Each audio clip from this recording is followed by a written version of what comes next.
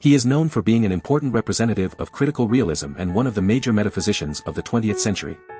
He is recognized for his contribution to the philosophy of biology and his work in ontology. His name is Nicolai Hartmann. Nicolai Hartmann was no ordinary philosopher. Born in Riga, then part of the Russian Empire and now in Latvia, Hartmann's intellectual journey began at a young age. After attending high school in St. Petersburg and studying medicine and philosophy, he found his true passion in metaphysics.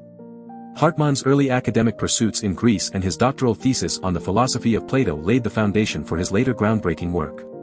In 1921, his book Grundzüge einer Metaphysik der Erkenntnis established him as an independent thinker, propelling him into the spotlight of the philosophical world. He became a professor and the successor of his mentor, Paul Natorp, at the University of Marburg. Hartmann's philosophical influence extended beyond academia as he engaged in intellectual dialogues with renowned scholars like Martin Heidegger and Max Scheler. Despite personal challenges, including divorces and the turbulent era of National Socialism, Hartmann's dedication to ontology remained unwavering. His works, such as Das Problem des geistigen Seins and Der Aufbau der realen Welt, pushed the boundaries of critical realism and solidified his position as one of the foremost metaphysicians of the 20th century. Throughout his career, Hartmann mentored a diverse group of students, including a future Nobel laureate, Boris Pasternak, and influential thinkers like Hans-Georg Gadamer and Emil Cioran. Even today, his ideas resonate in various fields, including genomics and consciousness studies. Nicolai Hartmann's legacy lives on, reminding us of the importance of critical thinking, profound insights, and the pursuit of understanding the fundamental nature of our existence. In the world of philosophy, Nicolai Hartmann's exploration of ontology sheds light on the modalities of being. Hartmann divided these modalities into two categories, the absolute modalities and the relative modalities. These relative modalities, as the name suggests, depend on the absolute modalities for their existence. According to Hartmann, something can be deemed possible, impossible, or necessary based on the actuality of something else. He delved into the analysis of modality in the real sphere by considering necessary conditions. If all the necessary conditions for an entity to exist are met, then that entity becomes actual. In this case, it is necessary for the entity to exist. On the other hand, if any of these necessary conditions are missing, the entity cannot become actual, making it impossible. Interestingly, Hartmann observed that both positive and negative modalities converge. Whatever is possible is both actual and necessary, while whatever is not necessary falls into the categories of being non-actual and impossible. This holds true not only in the real sphere but also in the ideal sphere, where possibility arises from being free from contradictions. How can Hartmann's philosophy on the modalities of being help us in our daily lives? By understanding the interplay between actuality, possibility, and necessity, we can navigate through the complexities of decision-making and problem-solving.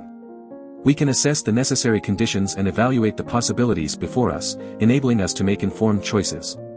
Moreover, recognizing that something can only become actual when all the necessary elements are present emphasizes the importance of laying the groundwork and fulfilling crucial prerequisites. It reminds us to be thorough in our preparations and diligent in our pursuits. As we encounter the various modalities of being in our own lives, Hartmann's philosophy encourages us to delve deeper into the interconnections between actuality, possibility, and necessity. By doing so, we gain valuable insights that can guide us in our quest for understanding and navigating the complexities of existence. Nicolai Hartmann, renowned philosopher of ethics, revolutionized our understanding of morality by introducing the concept of value as the central pillar of his ethical theory. In his influential book, Ethik, published in 1926, Hartmann delved into the realm of values, asserting that moral knowledge can be attained through a careful exploration of our experiences of value.